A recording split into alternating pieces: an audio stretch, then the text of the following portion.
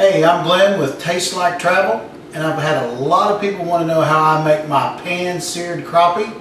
So today, I went crappie fishing, and I caught some nice crappie. I'm going to show you how to do it. First of all, I always use fresh, filleted crappie, but I like my crappie dry. You notice these are still a little wet. I got them draining here, but I like to do a little trick. So what I do is, I get a couple of paper towels, and I put it in with the fish like this, and I just rotate it like this until the paper towel starts rolling in there. And I keep doing that, and I keep doing it until my paper towel's wet, and I know that my fish are getting dry. Now, one way you can tell is,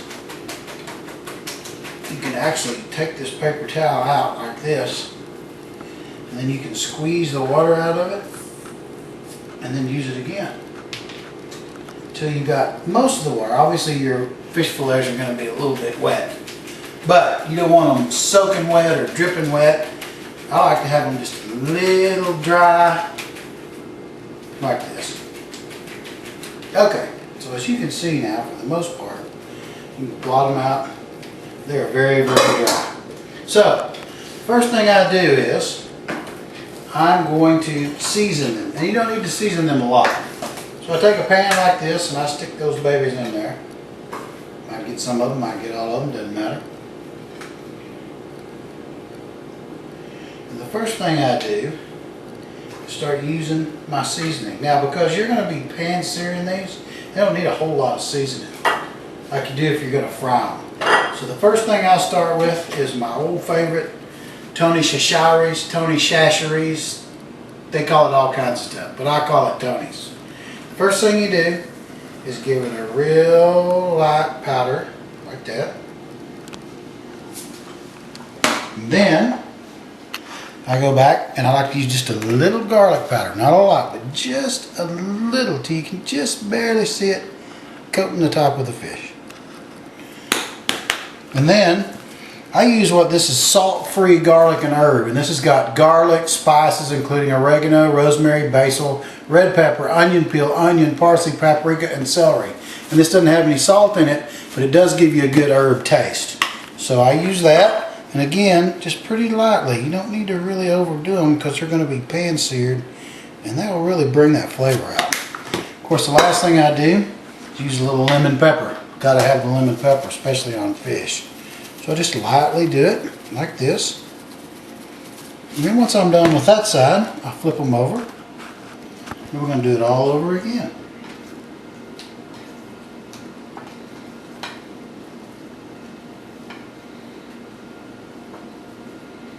By the way, special thanks to my camera lady, Julie. She's awesome. Her reward, get to eat them. Alright, the pan's starting to get a little warm here. I always like to use a very nice pan, one that's, what do you call this, baby? Non-stick. Non-stick. Anodized. Anodized or something like that. Anodized. Yep. For your protection. And then I take Evo, and I put it in there, but I don't put a lot. Come over here, camera lady. Alright.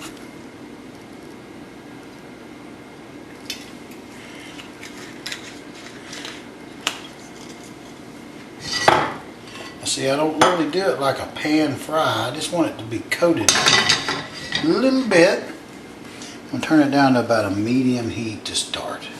Now, while that's getting warm, I'm going to put just plain white flour. Whenever I pan sear, I use just plain white flour. And I don't use a lot. I use just a little. I don't want it to be cakey or anything else. I just actually put a little bit on it like this. Just sprinkle it on there. Because I don't really want it to be super caked up like not like fish fry when you get that big old crust on it. This is actually just a little bit to brown it up.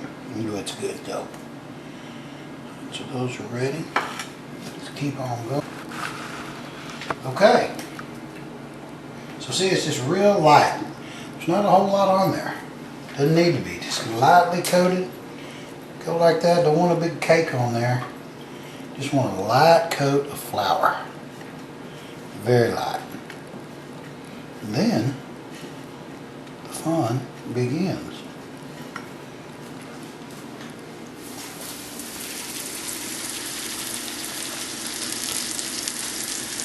I'm going to cook kind of slow.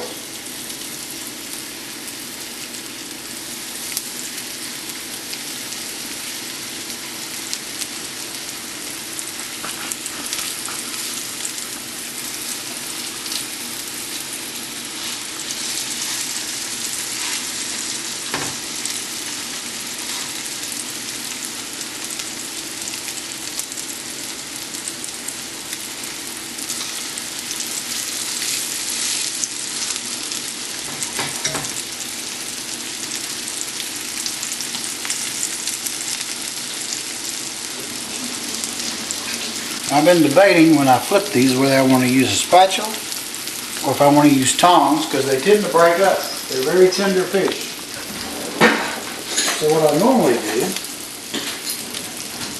is actually kind of use both. Keep them handy, let them cook.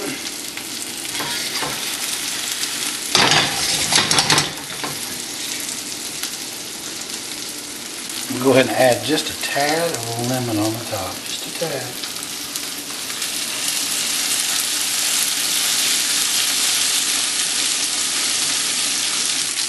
Not really much you can do about them, just try and keep them together.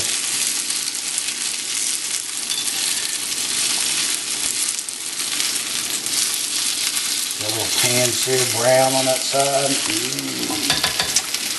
That's what we're looking for.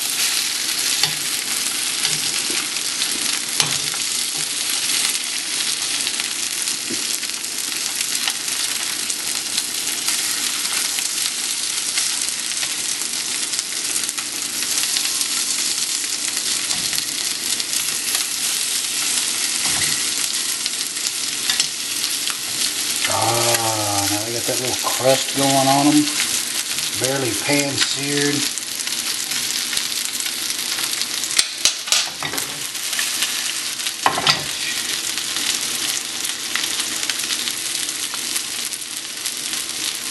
Really and truly 2 or 3 minutes on each side is probably enough. Just depends on how much sear you want on your fish. They cook really, really quick. And I cut all my pieces into sizes that are about the same size so they cook about the same time, the same length. But some fish are a little bit bigger than others. They may need to cook a little bit longer. But it doesn't take very long, that's for sure.